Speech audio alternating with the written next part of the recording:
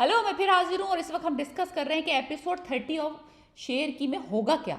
बहुत कुछ हो सकता है, बहुत सारी चीज़ें जो उन्होंने दिखाई हैं एपिसोड 28 और 29 में। उससे हमें ये पता चलता है कि शेर जो है ना वो लंबा गेम खेलना चाहता है।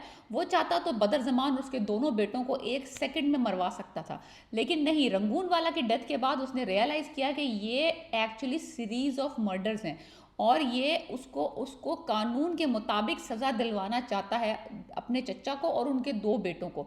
तो उसने जब उसकी बहन की लड़ाई हुई अब उसके अपने मियाँ के साथ, तो उसने अपनी बहन का साथ देने के बजाय उसको कवर अप किया अपने चचा को और उनके बेटों को, ताकि उनको ये रियलाइज़ ना हो कि उसको सब पता है और वो सब सिर्फ और सिर्फ टाइम बाय कर रहा है कि जब तक कि उसके पास सॉलिड सबूत नहीं आ जाते, जब तक कि उसके हाथ वो किलर्स जो ट्रैक्टर चलाते हैं, जो जो बड़े बड़े ट्रेलर्स के साथ इनके एक्सीडेंट्स करवा रहे हैं, रंगून वाला का और इसके बाप का, वो जब तक इसके हाथ नहीं आता सबूत के साथ, ये इनको इसी धोखे में रखेगा कि ये नाइब है अपने बाप की तरह, उनको पैसा देता रहेगा, उनको लारे लप्पे लगाता रहेगा और बहनों को भी खामोश करवाता रहेगा जब तक कि इसके हाथ सॉलिड सबूत नहीं आता। बिकॉज मरवाना तो इसके लिए बहुत आसान है, लेकिन ये मरवाना नहीं चाहता, ये उनको सज़ा दिलवाना चाहता है अपने ऊपर जो उन्होंने जुल्म किए थे और जो इनके बाप का कत्ल है। दूसरी तरफ बदर जमान ने फैसला किया है कि वो शेर को नहीं मारेगा, उसका शिकार अब नहीं करेगा, क्योंकि अगर उसका शिकार किया और वो मर गया तो सारी प्रॉपर्टी ट्रस्ट को चली जाएगी। वो इसको तड़पाना चाहता है। उसने सोचा है कि जो फजर है, जो कि अस्पताल में हॉस्टल में रह रही है, वहाँ पे उस पर हमला करवाएगा और उसको मरवाएगा आफ्टर रंगून वाला रास्ते से हट गया है। अब बारी है फजर की, क्योंकि फजर जो है वो बेचारी निहत्ती एक अकेली बैठी हुई लड़की, उसके घर वाले उसको नहीं पूछ रहे, जब उसको ये नहीं पता कि शेर ने उसकी सिक्योरिटी का इंतज़ाम किया हुआ है।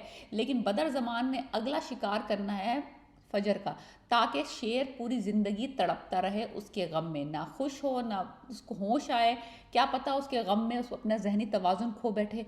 तो ये इस तरह से उसको मारने की कोशिश कर रहे हैं, फजर के थ्रू शेर को मारने की कोशिश कर रहे हैं। तीसरी तरफ जो शुजात और उसका भाई है, वो जो है ज़मीन जो है बहन को देने को राज़ी हैं, लेकिन ताज बीबी अब रियलाइज़ कर रही हैं कि बाप भी उसके अगेंस्ट है, भाई भी उसका साथ नहीं दे रहे। तो अब तो उसने जो कुर्बानियाँ दी थी वो सब बर्बाद हो चुकी हैं।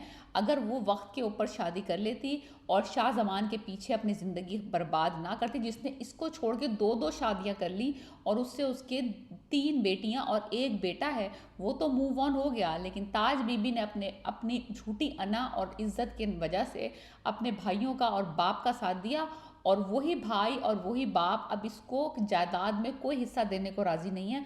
बजाय इसके एक अकलौता पोता, जो कि इसके बकौल भागी हुई लड़की का बेटा है, उसको सारी ज़मीन देने को राज़ी हो गए। तो अब ताज बीबी किस तरह से अपना बदला लेगी और किस तरह से ज़मीन हासिल करेगी अपने भाइयों से और अपने बाप से, ये बड़ा देखने वाला सवाल होगा कि ताज बीबी क्या पत्ता फेंकती है, क्या वो चक्कर चलाती है कि उसका बाप और उसके भाई उसको वो ज़मीन वापस कर दें जिसकी खातिर उसने पूरी ज़िंदगी इंतज़ार किया है।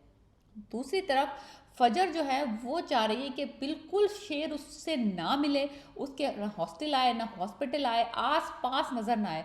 ऐसा ना हो कि उसको शेर के साथ देख के कोई उसके बाप को खबर लगा दे कि ये सब ड्रामा कर रही है, इसने निकाह विका नहीं किया है, लेकिन ये अभी भी उसके साथ मिल रही है, अभी भी इनकी इश्क माशूकी चल रही है और ये दोनों अभी भी साथ हैं। तो वो ये चाहती है कि बिल्कुल कट ऑफ कर दे शेर के साथ, और ताकि उसके बाप तक कोई ऐसी रिपोर्ट ना जाए कि वो अब अपने बाप से अलग होकर शेर के साथ इंजॉय कर रही है। तो उसने शेर को भी मना कर दिया, जो कि बाज आने को राज़ी नहीं है। लेकिन अब फजर एक्चुअली मुझे लगता है कि वो ये फैसला करेगी कि वो शेर को और मुल्क को छोड़ के किसी बाहर के मुल्क में शिफ्ट हो जाए, ताकि उसके बाप को ये तसल्ली हो जाए कि वो किसी के पीछे नहीं भागी थी, किसी के साथ नहीं भागी थी, बल्कि उसने सिर्फ अब एज अ पेशेंट उसकी मदद की थी। और ये जो रिश्ते वाली बात है वो सिर्फ अपने बाप की रजामंदी से ही शादी करेगी, ना कि भाग के और अपनी मर्जी से शादी करेगी। तो हो सकता है कि फजर जो है शेर से जान छुड़ाने के लिए ये फैसला करे कि मैं अपने बाप को नाउमीद नहीं कर सकती और मैं ये मुल्क छोड़ के बाहर के मुल्क शिफ्ट हो रही हूँ, ताकि मेरा बाप को ये बिल्कुल यकीन हो जाए कि मैंने उसको छोड़ के तुम्हारा इंतखाब नहीं किया। तो अब ये भी एक मुद्दा हो सकता है कि फ़जर ये रास्ता निकाले अपने बाप को यकीन दिलाने के लिए।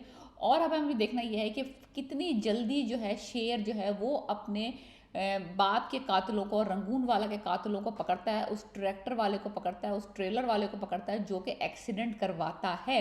तो ये सब हमें एपिसोड 30 में नज़र आएगा होता हुआ। इन्होंने इस पिछले तमाम 29 का हमें रिव्यू दे दिया है, चीदा चीदा सीन्स दिखा दिए हैं। अब ये देखना है कि 30 में आगे कहानी क्या बढ़ती है, कैसे शेर इन सबको घेर के कानून के दायरे में लेके आता है।